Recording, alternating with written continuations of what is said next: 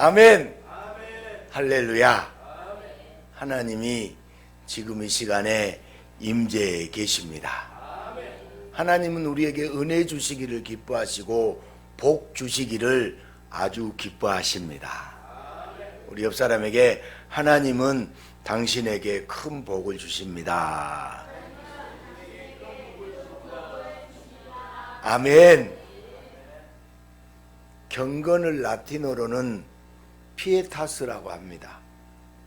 중세시대 때는 라틴어를 쓰는 것만으로도 사람들이 경건하게 여겼습니다.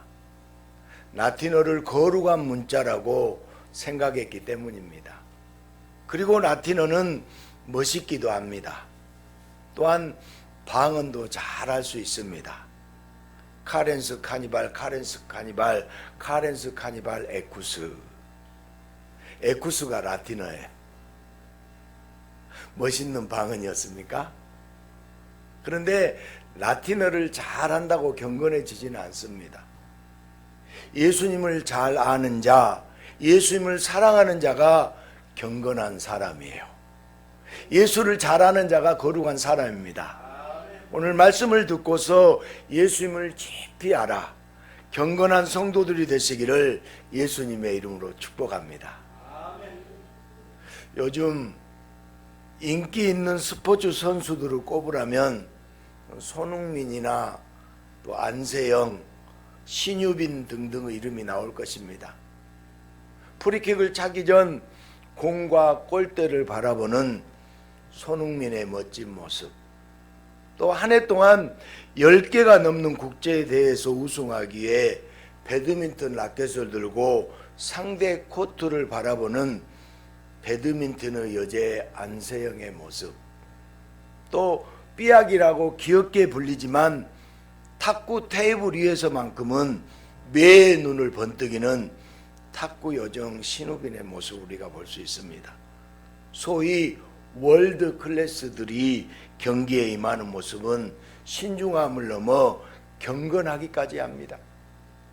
스포츠 분야만이 아니라 성공한 사람들을 살펴보면 목표한 일에 있어서 누구보다 진지하고 또한 경건함마저 느껴집니다.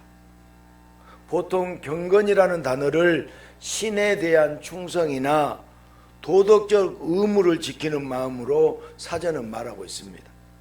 그런데 단순하게 종교를 넘어 무엇인가에 진지하고 최선을 다하는 자세 또한 사람들은 경건하다고 말합니다.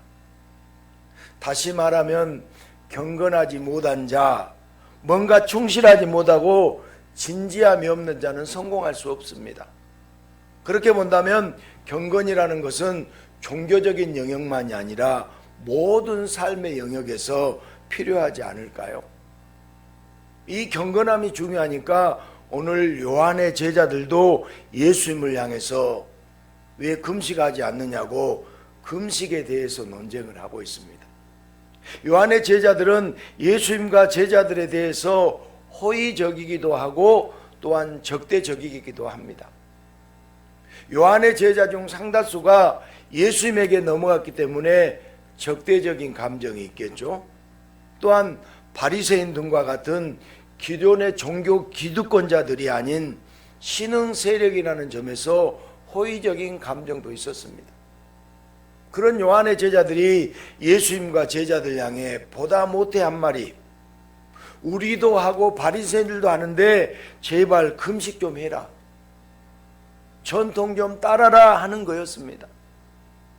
금식은 경건의 상징이고 거룩의 상징입니다.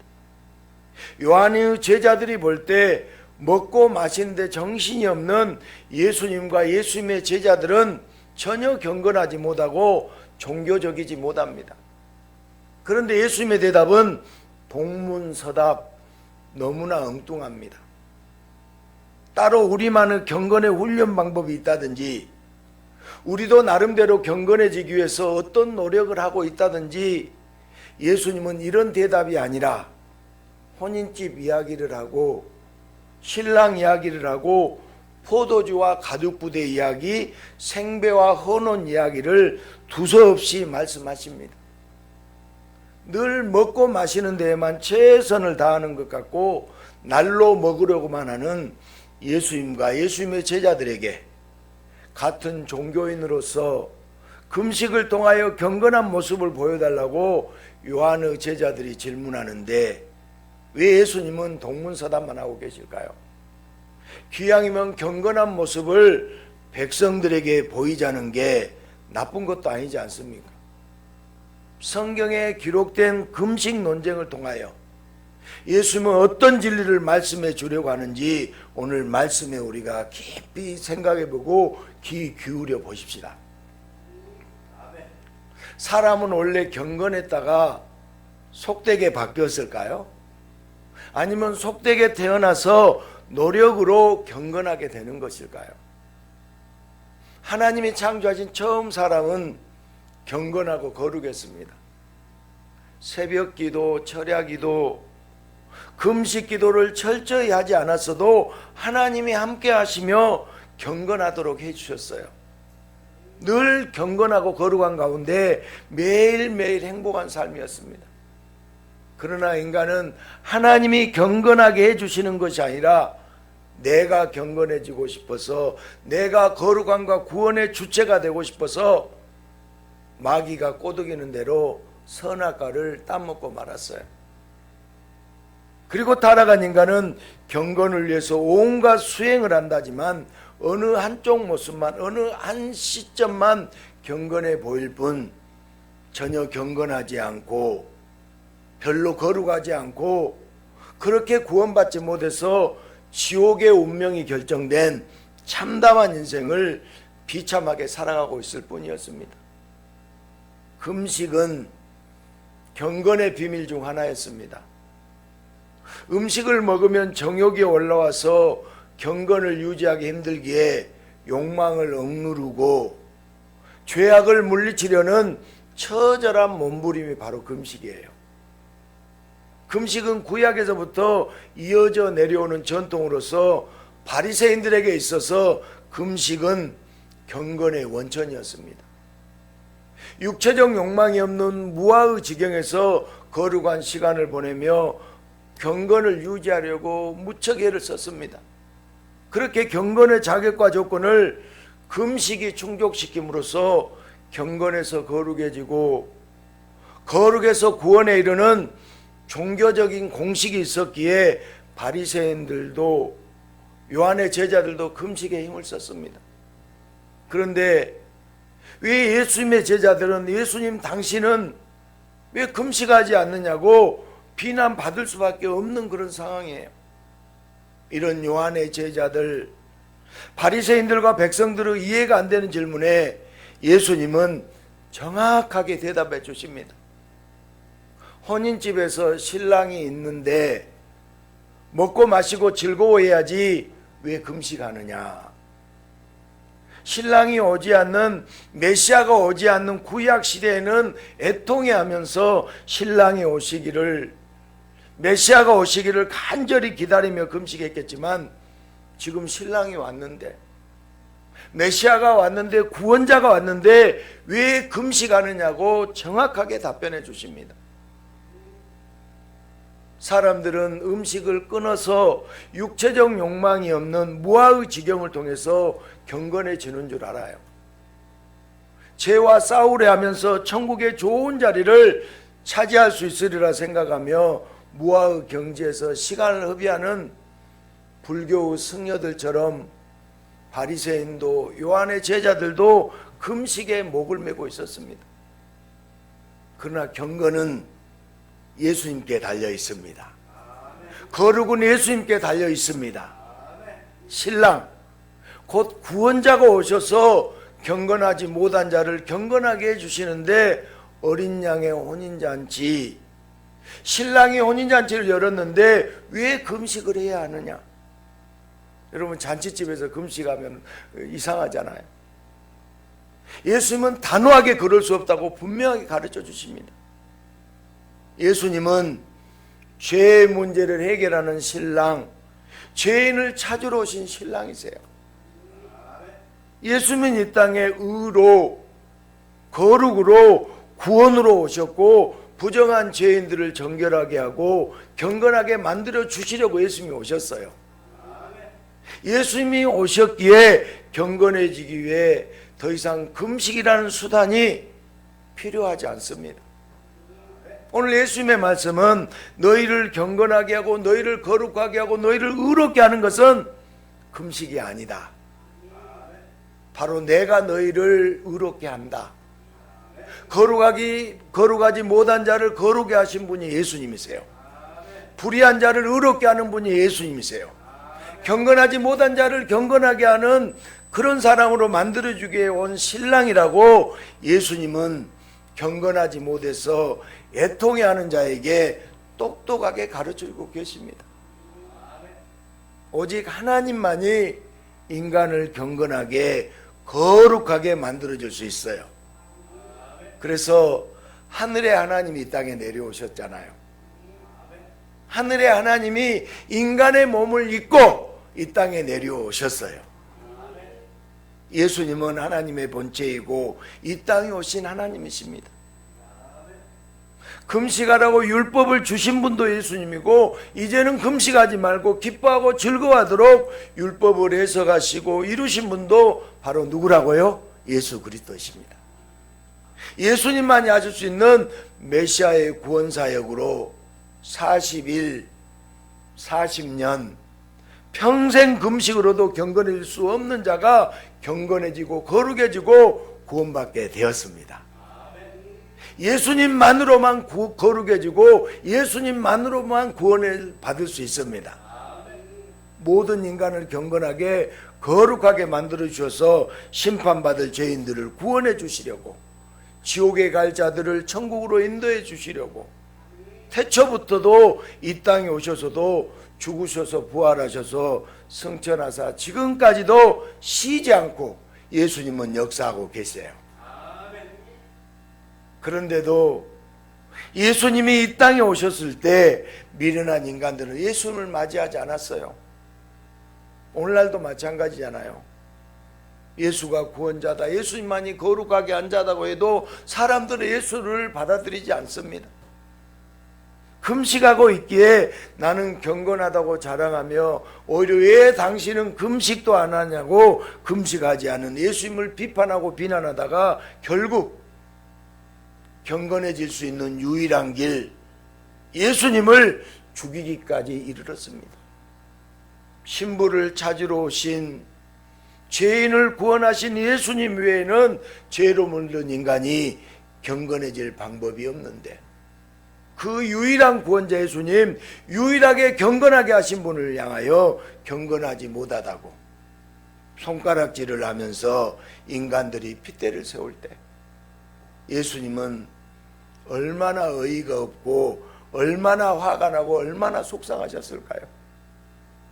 더러운 죄인들이 예수님에게 왜 그렇게 불건건하냐고 삿대질할 때 예수님은 얼마나 속이 탔을까요?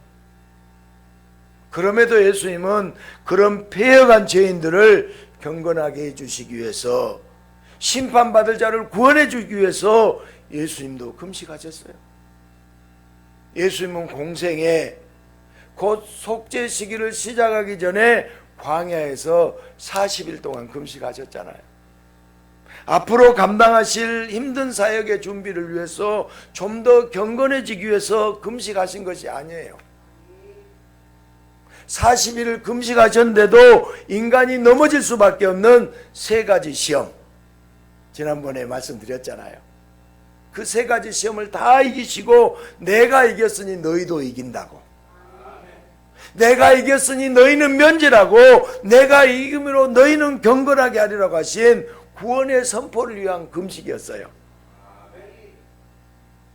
내가 쫄쫄 굶으며 고생했으니 너희도 금식하고 고생해보라는 심술쟁이 메시아가 아닙니다. 오히려 예수님의 금식으로 신부는 시험이 면제되고 금식할 필요가 없어졌어요. 요한의 제자들과 바리새인들의 질문은 금식하지 않는 자들을 당신이 구원할 수 있겠냐, 경건하지 않는 자들을 당신 예수가 구원할 수 있느냐, 이런 질문이었어요. 여러분, 금식 자체가 나쁜 것은 아닙니다. 때때로 금식이 필요할 때도 있어요. 그러나 금식으로는 해결 안 되는 끔찍한 죄의 문제를 예수님이 해결하러 오셨어요. 그런데 예수님을 놔두고 미련하게 금식에 매달리는가? 요한의 제자들과 바리새인들의 질문은 예수님이 누구신지, 예수님이 어떤 분인지 전혀 알지 못하고 오히려 오해하는 자들은 멍청한 질문이에요. 여러분, 예수님이 누구세요? 예수님이 어떤 일을 하셨어요? 요한의 제자들과 바리새인들은요, 예수님이 어떤 분인지, 예수님이 어떤 일을 하는지 전혀 모르기 때문에 이런 멍청한 질문을 한 거예요. 예수님이 왜 구원자이신지 전혀 알지 못하기 때문입니다. 예수님은 생배 조각과 헌옷, 새 포도주와 낡은 가죽 부대를 말씀해 주십니다. 이제 신랑이 왔는데, 메시아가 왔는데 왜 여전히 금식하며 구원에 이르려고 하느냐? 내가 너희를 구원하려 오지 않았느냐? 이런 말씀이세요.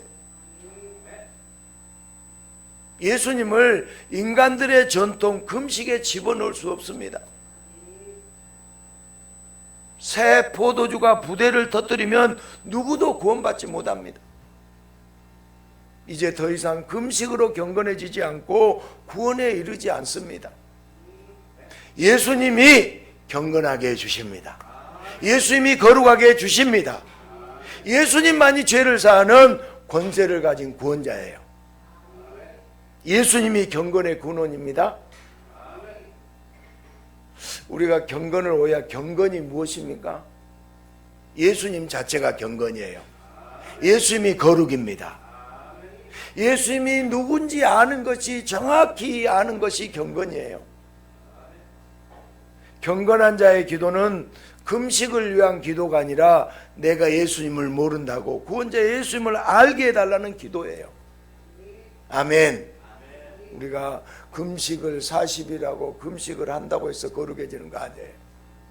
누가 무엇이 거룩이다고요? 예수님이 거룩이에요. 예수님과 함께 있는 자가 경건한 자예요. 금식과 같은 수단으로 경건하게 되지 않고 오직 누구를 통해서 경건하게 된다고요? 예수를 통해서 경건하게 됩니다. 경건은 인간이 성취할 수 있는 영역이 아닙니다. 경건도 거룩도 구원도 모두 누구의 영역이다고요? 예수님의 영역입니다. 그래서 금식이 아니라, 종교적인 행위가 아니라 신랑 예수님을 사랑하는 자. 그래서 신랑이 신부로 맞이해주는 자가 바로 경건한 자예요. 우리는 예수님의 영원한 신부입니다. 여러분, 신랑 돼도 예수님을 맞이해야 돼요. 그런 자가 경건한 자이며 단장된 예수님의 신부가 구원의 선물을 받은 자가 되는 거예요. 내가 무엇을 해야만 경건해진다고 하나님 아버지를 떠난 인간은 오히려 경건과 멀어져서 영원한 심판에 놓일 수밖에 없게 되었습니다. 정말 말 안 듣는 인간들, 불경건한 죄인들에게는 심판이 지극히 마땅해요. 그런 하나님 아버지는 속되고 불경건한 인간들에게 독생자 예수님을 보내주셨어요. 정말 말도 안 되는 죄인들에게 예수님을 보내주셨어요. 경건하지 못해서 영원히 심판받아야 할 패역한 죄인들을 아무 효과 없는 금식이 아니라 구원자 예수를 통해서 경건하게 만들어주시고 거룩하게 만들어주시고 구원받게 해주십니다. 누구를 통해서 구원받는다고요? 예수 그리스도를 통해서 구원받습니다. 예수를 통해서 거룩해지고 예수를 통해서 경건해져요. 좋은 세탁 세제가 더러운 옷을 깨끗하게 하고 좋은 향기를 품게 하듯 예수님의 보혈이 죄인들의 더러운 죄를 다 씻어줍니다. 예수의 보혈이 다 씻어줘요. 그리고 의의 향기를 덧입혀 주셔서 누구든지 하나님의 독생자 예수님의 이름을 부르는 자는 속되고 불경건한 자를 경건하고 거룩한 자로 바뀌도록 역사해 주셨어요. 하나님 아버지의 은혜로 오늘도 불경건한 자들이 경건의 옷을 입고 천국에 들어가는 기적 중에 기적이 지금 이 시간에도 일어나고 있어요. 지금까지 제자들에게 금식이라는 것은 거룩한 하나님께 가까이 가려는 몸부림, 의를 쌓고 죄와 싸우기 위한 몸부림, 경건해질 수 있는 힘겨운 수단이었어요. 그러나 자주 금식하며 경건해지도록 노력하는 것은 이 세상을 살면서 쉽지 않는 일이었습니다. 당장 먹을 것이 없어서 허덕이는 자들에게는 금식이 경건이 아니라 인생의 고통일 뿐이었어요. 그러나 예수님이 금식 논쟁의 종지부를 찍어주셨어요. 경건해지는 것은 금식이 아니라 바로 예수님 곁에 있는 것, 예수를 믿고 예수를 사랑하는 것이 경건해지는 비결임을 제자들도 백성들도 알게 되었습니다. 신랑과 함께 먹고 마시고 기뻐하고 즐거워하며 해방감을 누리는 제자들, 금식과 고행이 아니라 예수님으로 경건해진 그들은 잠시 경건해졌다가 배터리가 방전되면 다시 채워야 하는 그런 경건이 아닙니다. 예수님의 보혈, 예수님의 율법 안성으로 영원히 경건하게 되어 기쁨과 즐거움 속에서 이 세상을 살다가 주님 부르시면 영원한 천국에서 영원히 기뻐하고 즐거워하는 어린 양의 혼인잔치를 누리게 되었습니다. 그렇게 제자들도 초대교회 교인들도 이 경건의 복음을 기뻐하고 즐거워하며 땅끝까지 전하게 된 거예요. 오늘 우리들까지도 접하게 된 겁니다. 이 세상에서 성공한 사람들은 진지한 자들이며 경건하기까지 한 자들이에요. 경건은 종교적인 영역만이 아니라 모든 삶의 영역에서도 필요한 것 같습니다. 그런데 세상에서도 예수님이 말씀하신 경건이 적용될 수 있을까요? 세상에서도 금식할 정도로 진지하고 신중해지는 것이 중요할 수 있습니다. 그런데 사람이 진지해져 봤자 얼마나 달라질까요? 진지해진다고 그 능력치가 올라가거나 불가능이 가능하게 되지는 않습니다. 그러나 누구든지 예수님께 진지해지고 예수님으로 경건해지면 완전히 달라져요. 종교적인 영역만이 아니라 삶의 모든 영역이 달라져요. 여러분, 예수가 들어가야 돼요.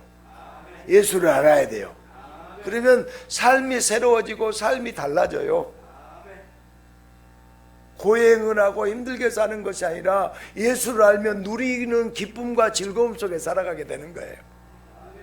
여러분은 누리며 살아가야 돼요.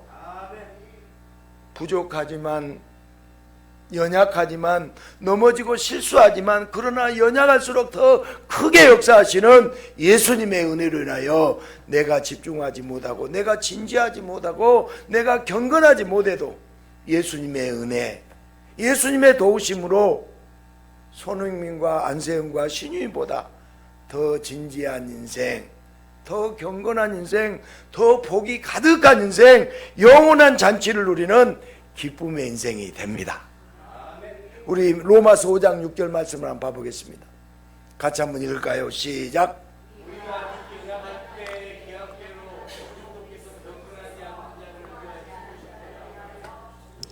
천천히 다시 한번 시작.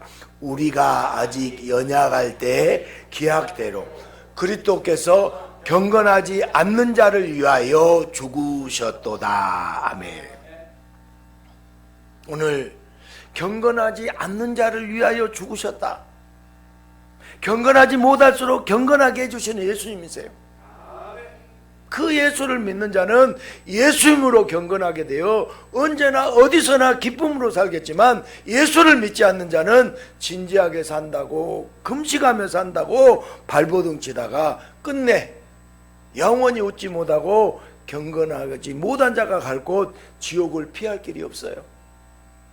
오직 예수님으로만 경건한 인생, 거룩한 인생, 완벽한 인생, 구원받은 인생, 영원히 천국을 누리는 기가 막힌 인생이 됩니다. 할렐루야. 누구로요? 예수님으로만.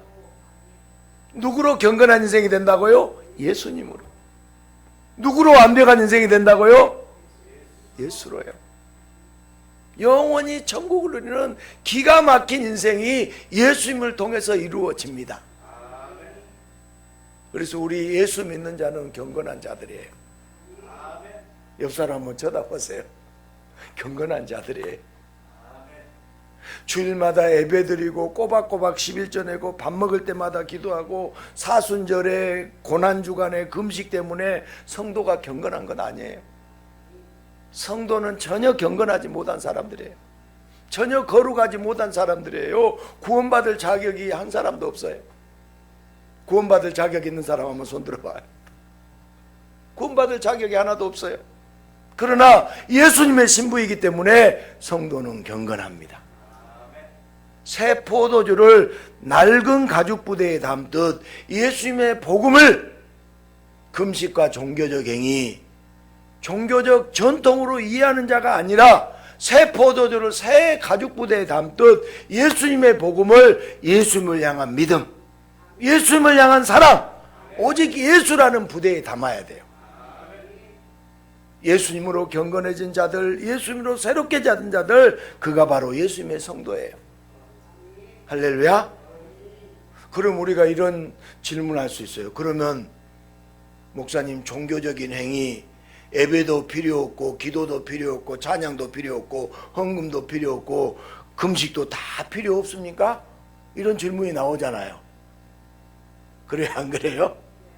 그런데 그렇지 않습니다. 필요 없는 것이 아니에요. 우리는 전혀 경건하지 못한 자가 금식이 아니라 예수님으로 인하여 경건하게 되었어요. 구원받지 못할 자가 예수님으로 인하여 구원받게 되었습니다. 이 은혜가 너무 커서, 이 사랑이 너무 기뻐서, 너무 감사하기도 너무 감격해서, 이 구원받은 것이 너무 좋아서 신랑과 함께 있으니까 예배도 드려야 되고 기도도 해야 되고 찬양도 하고 헌금도 하고 금식도 합니다. 아멘. 그러니까 다르죠. 예수님 때문에 예배도 드리고 예수님 때문에 기뻐하고 예수님 때문에 헌금도 드리고 예수님 때문에 기도도 하는 거예요. 여러분, 연애해 보셨어요? 연애해 보셨어요? 연애할 때 애인이 너무 좋아서 밥도 안 먹고 기다리고 있는 돈 다 탈탈 떨어서 선물하며 그렇게 선물해 본 적이 없나요? 예수님은 우리의 영원한 신랑이에요. 예수님은 나의 영원한 신랑입니다. 성경에 보면 끊임없이 혼인잔치를 얘기해요. 하나님이 태초에 남자와 여자를 창조할 때 갓난아기로 창조하지 않았어요. 청년, 가장 혈기왕성한 결혼 정년기로 창조하시며 창조 때부터 결혼을 전제로 인간을 창조하셨어요.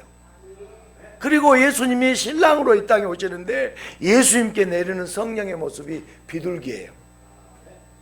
짝을 찾는 비둘기, 신부를 찾는 비둘기. 신랑의 사역을 분명하게 보여주세요. 그리고 공생의 속죄식의 첫 사역이 가나 혼인잔치예요. 여러분, 복음서에 보면 첫 사역이 가나 혼인잔치예요. 또한 성경의 마지막 요한계시록에서는 혼인잔치로 끝을 맺어요. 성경 전체를 혼인잔치로 끝을 맺고 있어요. 혼인잔치가 꾀를 꾹 뚫고 있어요. 신랑을 빼앗기는 날은 예수님이 죽으시는 날입니다. 왜 그날에는 금식할까요? 신랑을 빼앗겼기 때문입니다. 신랑을 잃어버린 자들은 금식하며 통탄합니다. 그러나 신랑과 함께 있는 자는 금식하지 않습니다. 메시아가 오기 전에는 금식해야 했습니다. 통탄하며 금식했습니다. 그러나 이제는 메시아가 오셨습니다. 예수님이 오셨습니다. 기독교 종교의 타락에는 윤리적인 문제보다 더 심각한 문제가 있어요. 가장 중요한 예수님이 사라지는 심각하고 끔찍한 문제예요.